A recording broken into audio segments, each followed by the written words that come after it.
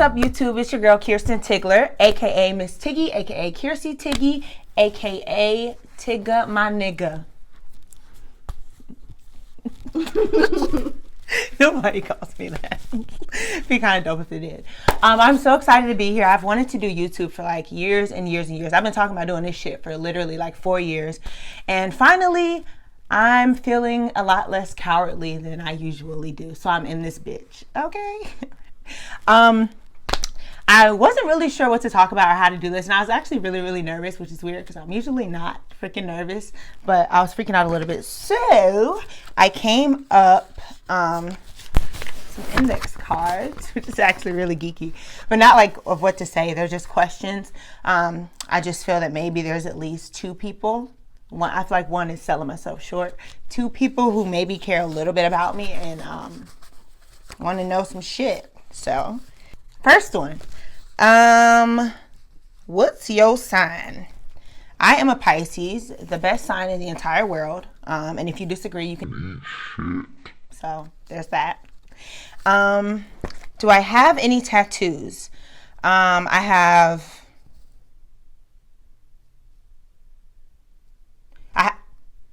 I think I have 9 tattoos. My body is pretty much just a series of reminders because I'm really good at making like horrible decisions. So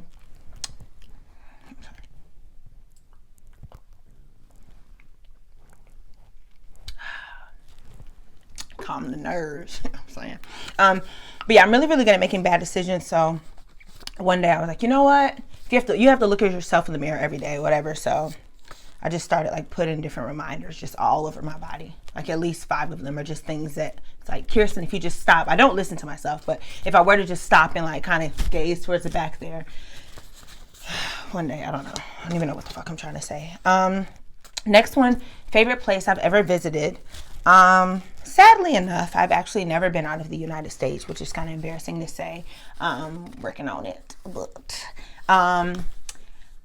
it's hand in hand. There's LA and then New Hampshire, actually. And I know you say New Hampshire. My best friend Tyka is from New Hampshire, and so I go more frequently than I visit anywhere else.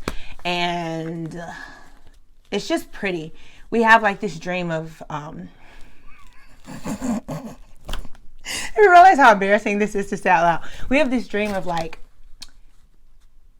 leaving Atlanta and like worst case scenario, like retiring in I guess it's not worst case scenario, but retiring in New Hampshire and they have like this lot of like trailer park homes, and it sounds like dingy and like fucked up, and maybe it is, but they're like really nice and really cute, and we're like, hey, we'll be with our husbands assuming that we're going to be hitched at some point.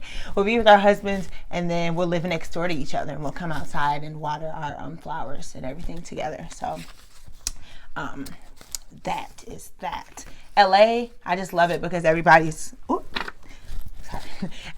like perfect and superficial and like model-esque, and I just feel like being in that sort of environment contributes to you wanting to be a better person externally and maybe even internally, but more so all of this. She got this. Nobody wants that. All right, I'm rambling. Worst date ever.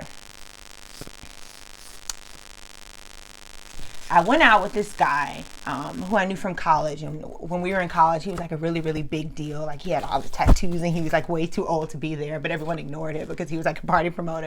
And when I moved back here, he was in town in Atlanta, and he asked to take me out.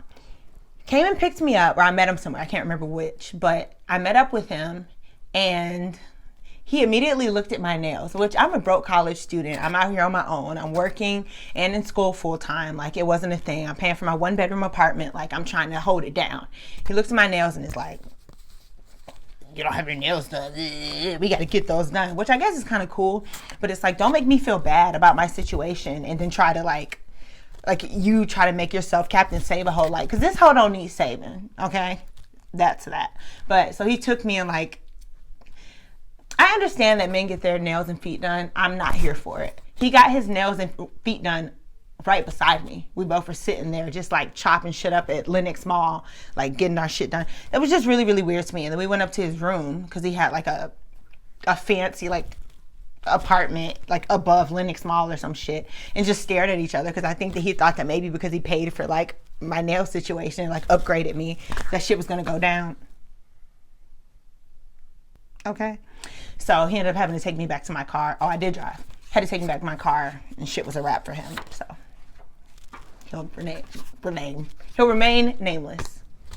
You know who you are. Next question is my biggest dream vacation. What is my biggest dream vacation? I didn't think about these things before prior to, but got it. Okay, so I always,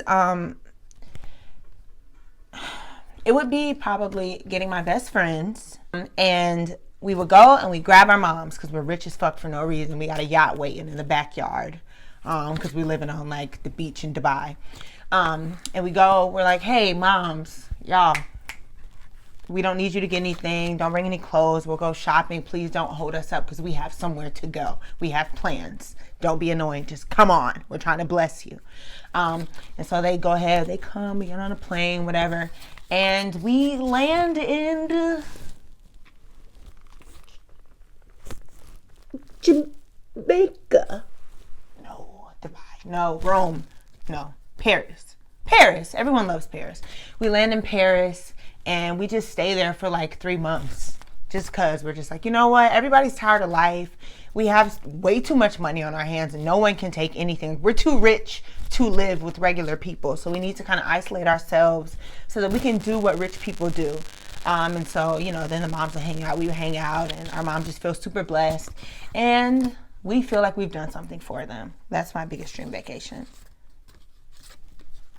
I'll do craziest thing I've ever done. Craziest thing I've ever done, this probably is not going to be the craziest thing I've ever done, which is going to speak volumes about me as an individual, and I apologize prior to this story, but I was working at a bar that I won't name, but had made some friends. One of my really good friends and I, and her girlfriend, and a couple of other people, we decided we were going to like take a late night drive, whatever, and then finally we were going to park it at home. We got to their house and decided, instead of just parking the car and going to sleep because we're wasted out of our minds like normal adults do, or semi-adults, I don't deserve that title after this story, but we decided that we're going to car surf, which for those of you who don't know, and I had on like 5-inch heels this night. We had left like a club or something. For those of you who don't know, car surfing is when you stand on the the trunk of a car and you grab a hold of like the top of the back window.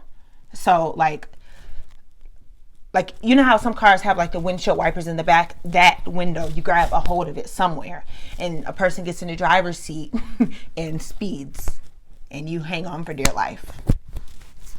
Saying it out loud really sounds fucked up. So we decided we're going to do that because we're like, invincible, let's do this thing. And I'm like, put me on the back first, because I've been skydiving. I love to say that when I'm in a really dangerous situation. Like, no, I got this, because I jumped out of a plane that one time, right? So get on the back of the trunk, going. There are speed bumps and everything.